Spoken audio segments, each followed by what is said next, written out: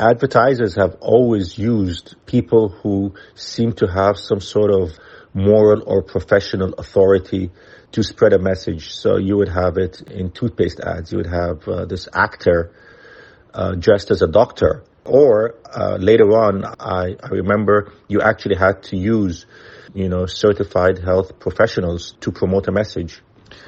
So now you have fitness models who seem to think just because you can, squat 100 pounds or look a certain way that you've become a moral and professional authority to promote everything. That's it. Because you go to a gym.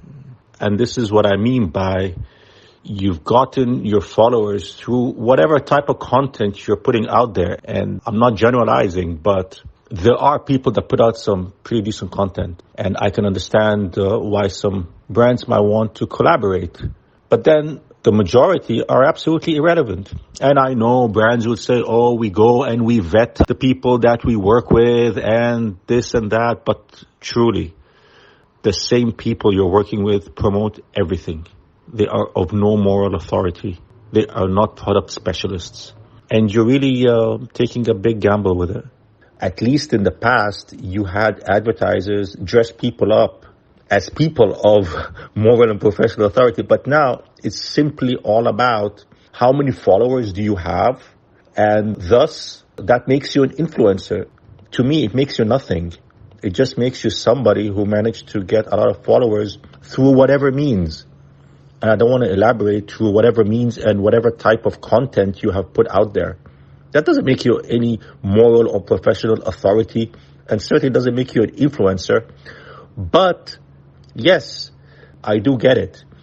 To a large extent, you can influence people to make a decision, but it's a very short-term decision. It kind of reminds me of when I was thinking about this, I was trying to give an example of what would be best to articulate what I'm trying to say.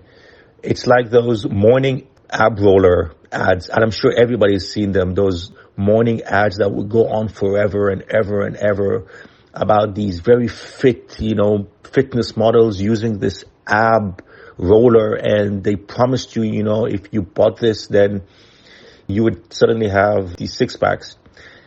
And yeah, it might have prompted people to purchase, but it certainly didn't lead to any brand loyalty. And it was a purchase that I would say it was soon put in the corner or in storage and never used again. So yes, first you have to define what influence means. If influence means just like leading to purchase, an instant purchase, a spontaneous purchase, then sure, there have been some business results, but it certainly would not build your brand.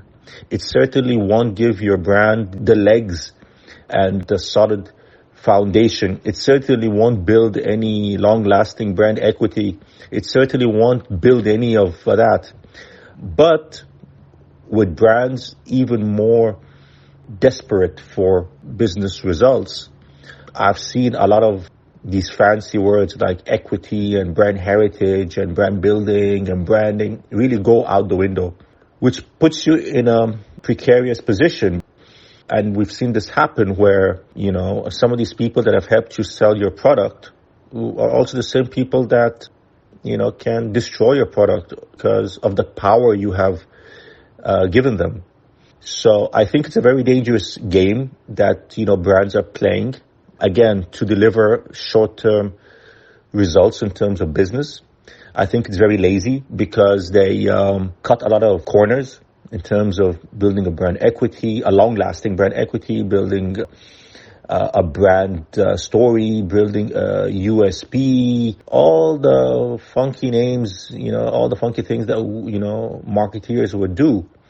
Even though at the absolute back end, we understand there is a lot of smoke and mirrors, but there were attempts to do that. And considerable time and money was, spent into these building blocks. Now, most of the time is spent on classifying consumers as this, funnel. And where are you in the funnel?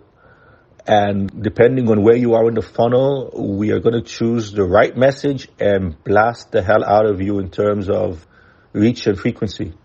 It's almost like back when TV was king, loosely speaking. If I went into a client and said, well, our strategy is we are going to deliver 40 OTS, 40 frequency, and we're going to aspire for reach of 95 and a share of voice of 90 plus, they would kick me out. Like, what are you, nuts? But now it seems like quite acceptable to basically base a strategy on, okay, depending on where you are in the funnel, are you upper, mid, low, and we're just going to tailor the message to where you are and just blast you, which takes you into unethical grounds in my point of view of brainwash. So it's really very, very tricky. There is really very little in terms of creativity, visual creativity that's being offered. I think it's really a reach and frequency game. It's how cutting corners just to sell, even if it means you're not really building any solid ground foundation. And you see that in fashion. You see that in the concept of fast fashion or disposable fashion, where it doesn't matter about the longevity of the product. It's just a matter of selling the product and just keep selling. Selling cheap clothes that you can dispose of and just buy again. So if you look at it in terms of the big picture and the micro picture, you will see the synergies. You will see the common denominator where it's not really about quality. It's not really about building the brand. It doesn't matter as much as it used to matter 10, 15 years ago. You see high-end fashion brands.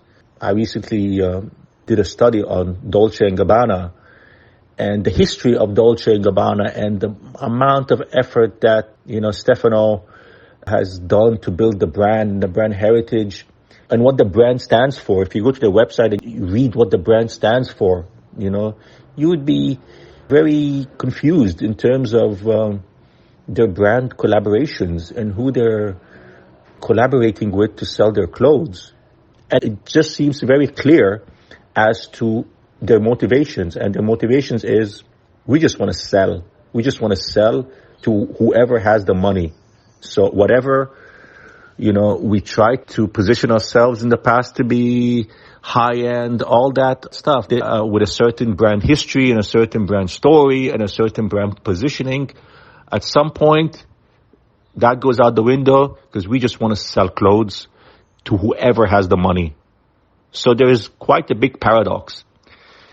So yeah, I may have gone on a tangent here, but you start to see the big picture where the bottom line is everybody's so extremely motivated by selling and so extremely motivated by the bottom line that what was unacceptable in the past is now quite acceptable. Let's just cut corners.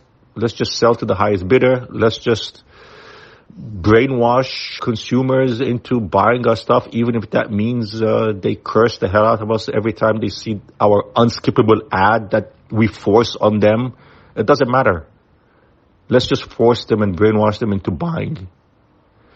So yeah, it's gone beyond my influencer marketing point of view, but I think it's all like intertwined and like related in the bigger sense. So these are my 2 cents.